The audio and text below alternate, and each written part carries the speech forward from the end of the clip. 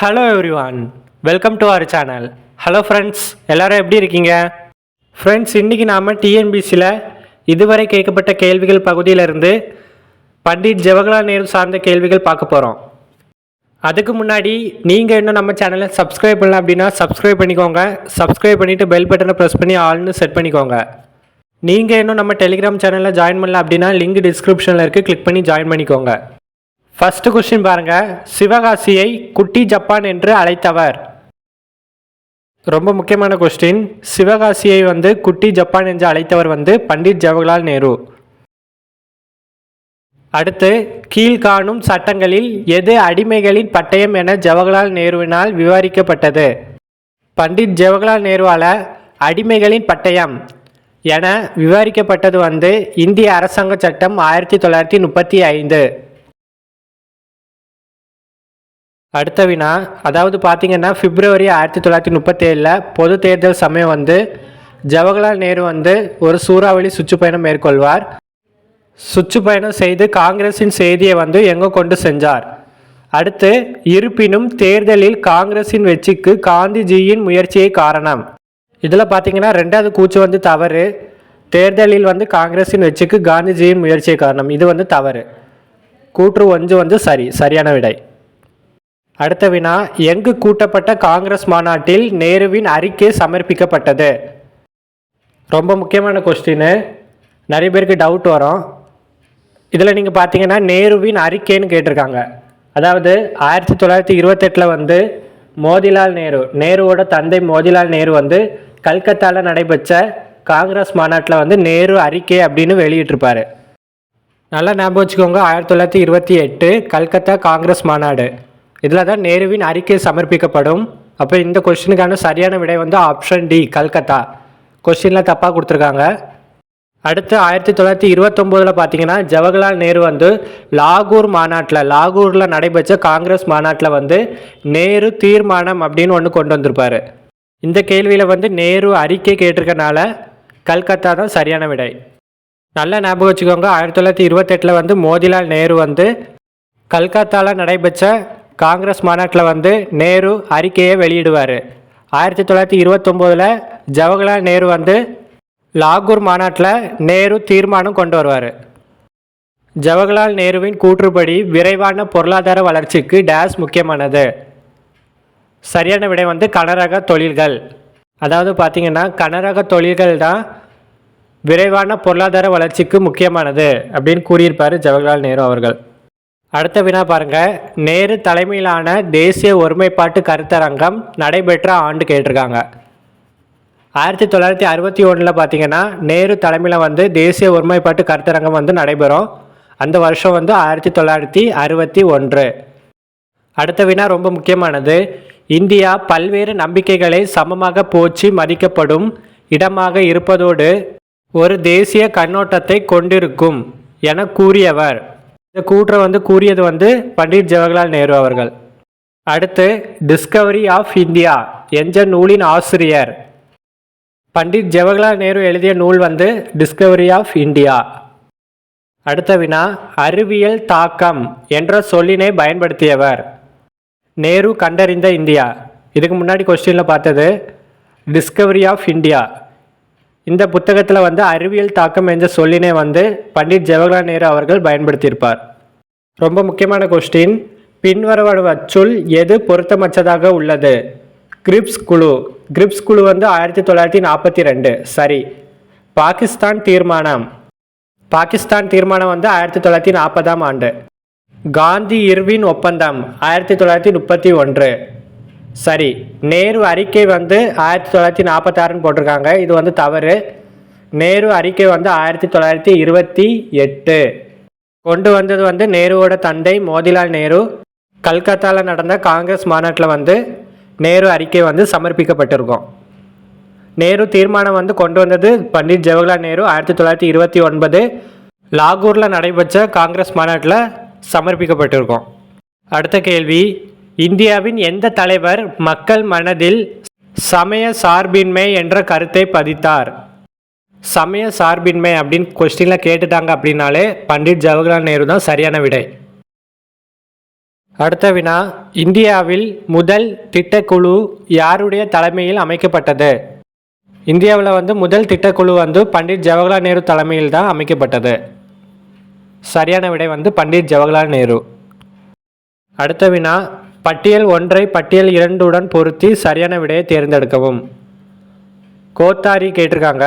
கோத்தாரி வந்து கல்விக்குழு. அடுத்து ராஜா செல்லையா. ராஜா செல்லையா வந்து நிதிக்குழு. பண்டிட் ஜவஹர்லால் நேரு.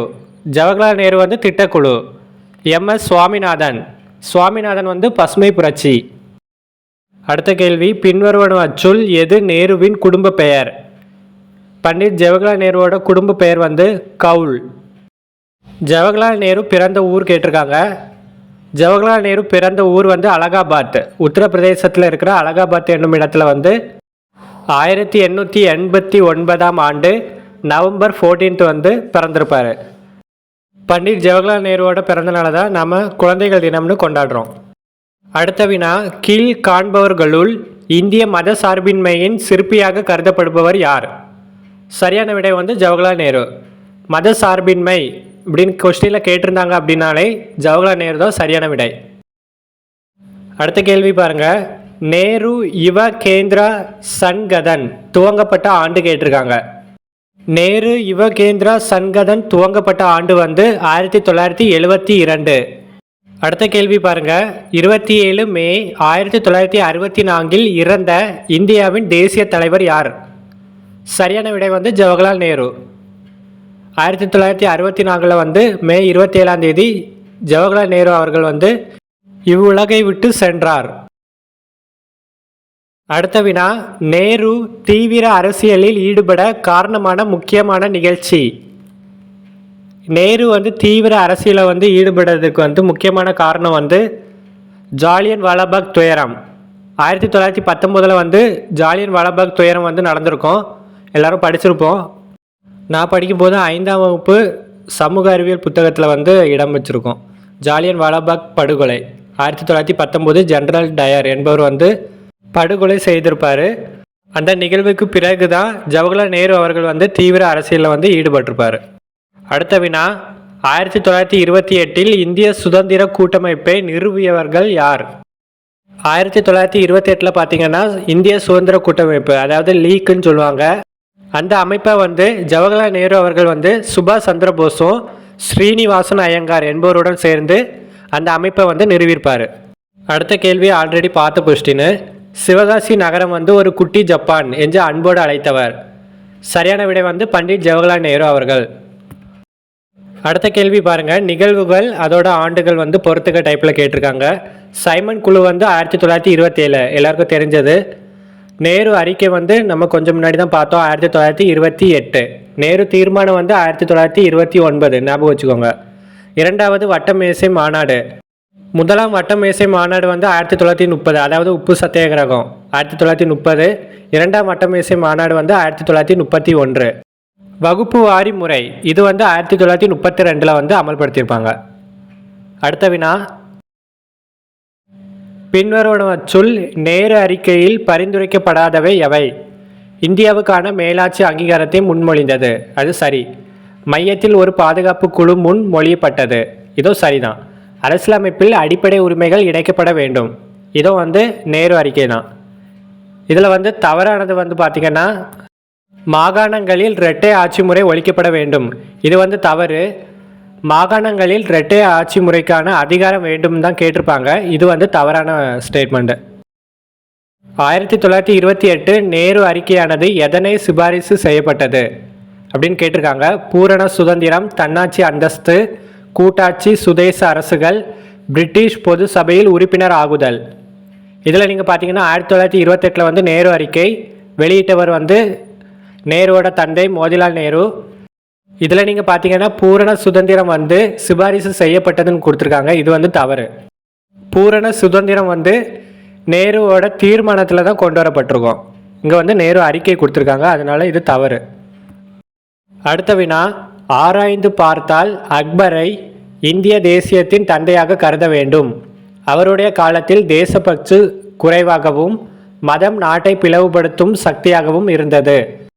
அக்பர் மத பிரிவினைவாதங்களை களைந்து அந்த இடத்தில் இந்திய தேசியம் என்ற முன்னோடியான பொது மனப்பான்மையை முன்வைத்தார் என்று கூறியவர். சரியான விடை வந்து ஜவஹர்லால் நேரு அவர்கள். அடுத்து ரொம்ப முக்கியமான கொஸ்டின். உலகமே உறங்கிக் கொண்டிருக்கும் இந்த நள்ளிரவு நேரத்திலே இந்தியா தன்னுடைய உயிரோட்டத்தோடும் மற்றும் சுதந்திர உணர்வுடனும் விழித்து கொள்கிறது என கூறியவர். சரியான விடை வந்து பண்டிட் ஜவஹர்லால் நேரு அவர்கள். ரொம்ப முக்கியமான கொஸ்டின். அடுத்த வினா. கீழ்கண்டவற்றுள் தவறான கூற்று எது?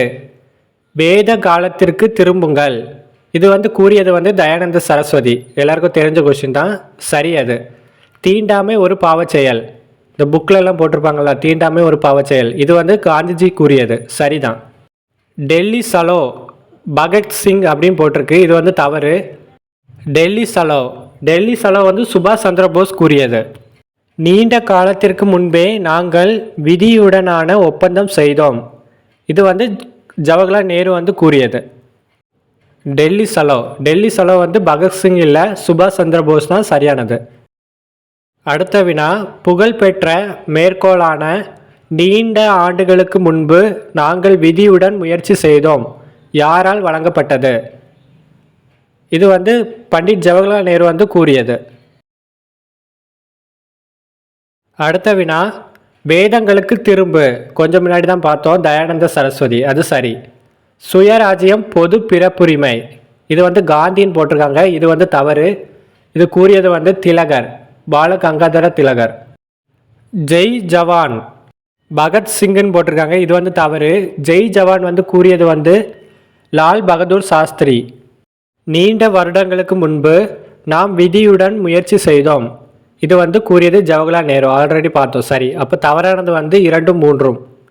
சுயராஜ்யம் பொது பிறப்புரிமை வந்து திலகர், ஜெய் ஜவான் வந்து லால் பகதூர் சாஸ்திரி. அடுத்த வினா. கீழ்கண்ட கூற்றுகளில் சரியானவை எவை? கூற்று, காரணம். கூற்று வந்து பார்த்திங்கன்னா நேரு ஆட்சி காலம் நவீன அறிவியல் வளர்ச்சியின் பொற்காலம் ஆகும். இது கூற்று சரி. காரணம். அணு ஆராய்ச்சிகள், விண்வெளி ஆராய்ச்சிகள் போன்றவை இவராலே உருவாக்கப்பட்டவை. இதோ சரி. அப்போ சரியான விடை வந்து ஆப்ஷன் ஏ. அடுத்த வினா பாருங்கள். ஜவஹர்லால் நேரு தொடங்கிய செய்தித்தாளின் பெயர். இது வந்து நேஷ்னல் ஹெரால்டு. சரியான விடை. எப்போ தொடங்கினார் அப்படின்னா 1938ஆம் ஆண்டு. அவ்வளோதான் ஃப்ரெண்ட்ஸ். இன்றைக்கான வீடியோவில் வந்து நம்ம பண்டிட் ஜவஹர்லால் நேரு சார்ந்த கேள்விகள் பார்த்தோம். அடுத்த வீடியோவில் சந்திப்போம். நீங்கள் இன்னும் நம்ம சேனலை சப்ஸ்கிரைப் பண்ணல அப்படின்னா சப்ஸ்கிரைப் பண்ணிக்கோங்க. சப்ஸ்கிரைப் பண்ணிவிட்டு பெல் பட்டனை ப்ரெஸ் பண்ணி ஆல்னு செட் பண்ணிக்கோங்க.